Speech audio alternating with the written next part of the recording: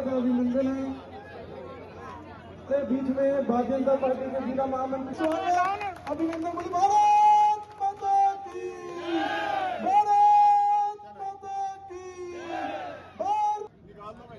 इसके पश्चात स्वागत की इस घड़ी में मैं निवेदन करूंगा हमारे प्रजापति सुमनदास जी, नितिन संत जी। Bharatiya Janata party, Bharatiya Janata party. आज आप लोगों के बीच में आई हूँ और जिस दिन से आपका बेटा, आपका भाई मुख्यमंत्री बना है, पहली बार आई हूँ। ये भी ध्यान रखियो कि पहली बार आई हूँ और आज कुछ मांगने के लिए आई हूँ।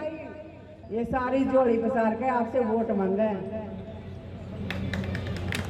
ये बात मांगे कैसी छोकरियां यहाँ जो वोट मांगा। अक्सर छोकरियां तो सूट मांगाया, सवाल मांगा।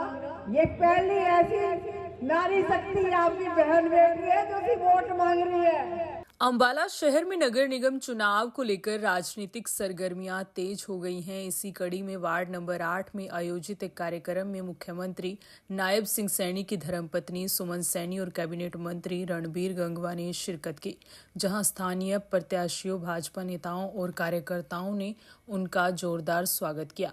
कार्यक्रम के दौरान सुमन सैनी ने क्षेत्रवासियों को संबोधित करते हुए कहा कि आगामी 10 तारीख को कमल के फूल का बटन दबाकर भाजपा प्रत्याशियों को विजयी बनाएं। उन्होंने कहा कि अंबाला का विकास केवल भाजपा सरकार ही करवा सकती है। उन्होंने विपक्ष पर निशाना साधते हुए कहा कि विपक्षी दल केवल वादे कर रहे हैं, जबकि जनता जान चुकी है कि विधायक और सांसद को जिताने के बावजूद क्षेत्र में अपेक्षित विकास कार्य नहीं हुए हैं। अंबाला के विकास के लिए भाजपा को जिताना जरूरी है। हम काम में विश्वास रखते हैं और आने वाले समय में और तेजी से विकास कार्य करवाएंगे।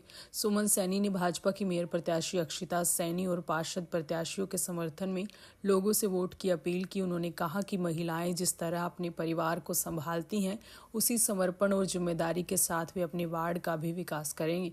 उन्होंने जनता से अपील की कि वे भाजपा के मेयर प्रत्याशी और पार्षद उम्मीदवारों को भारी मतों से विजयी बनाकर शहर के विकास को गति दें। अंबाला शहर के आए मेरे बुजुर्गों, नौजवान साथियों, मेरी माता शक्ति, प्यारे बच्चों और पत्रकार और छायाकार बंधुओं, आप सबका इस चुनावी सभा में आने पर बहुत बहुत धन्यवाद है, बहुत बहुत स्वागत है। आज आप लोगों के बीच में आई हूँ और जिस दिन से आपका बेटा, आपका भाई मुख्यमंत्री बना है, पहली बार आई हूँ।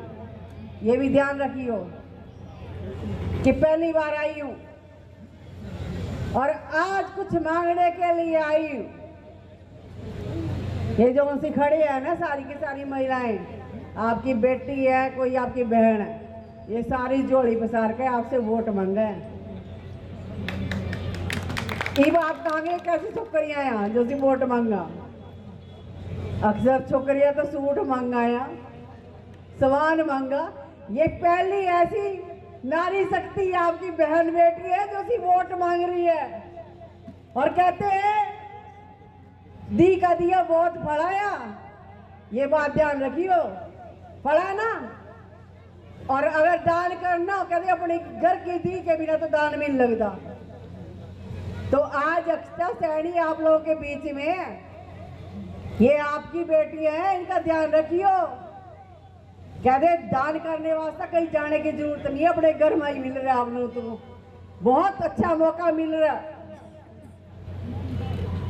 तो इसलिए आप सबने आने वाली 10 तारीख को कमल का बटन दबाना है और भारतीय जनता पार्टी को यहां से विजय करके भेजना है, क्योंकि ऊपर भी सरकार बीजेपी की है और स्टेट में भी सरकार बीजेपी की है। इसलिए जो से ये छोटी इकाई की सरकार है आपकी मेयर की, ये भी भारतीय जनता पार्टी की बननी चाहिए।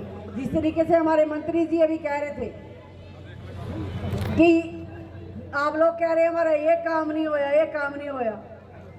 ये आपने यहाँ का संसद भी बनाकर देख लिया और यहाँ का विधायक भी बनाकर भेजा जोड़ सा। वो हमेशा क्या बोलता है कि मेरी तो सरकार नहीं। और सरकार किसकी है? अक्षिता सैनी की सरकार है। इसलिए वोट भी कहाँ जानी चाहिए? कमल के फूल पर। इस हवन के अंदर ना आहुति देनी है, आप लोगों को अपने वोट की आहुति देनी है, क्योंकि एक मौके होते हैं।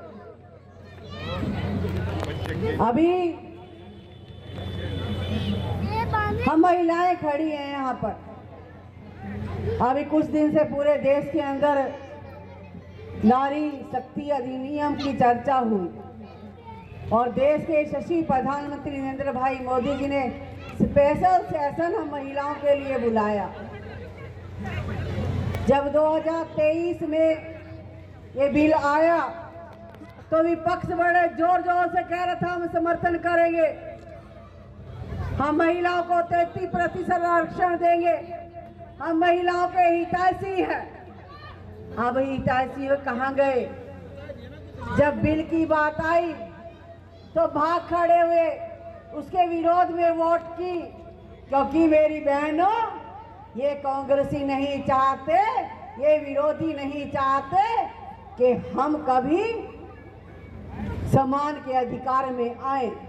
क्योंकि जब पंचायत की बात आई, जब 50% की बात आई, तब इन्होंने हंसी खुशी लागू होने दिया, क्योंकि इनको डर है इनके घर की महिलाएं उस पंचायत में नहीं आती। और इनको आज डर है कि विधानसभा लोकसभा में कभी देश की महिलाएं चली जाए तो हमारी महिलाओं का क्या होगा।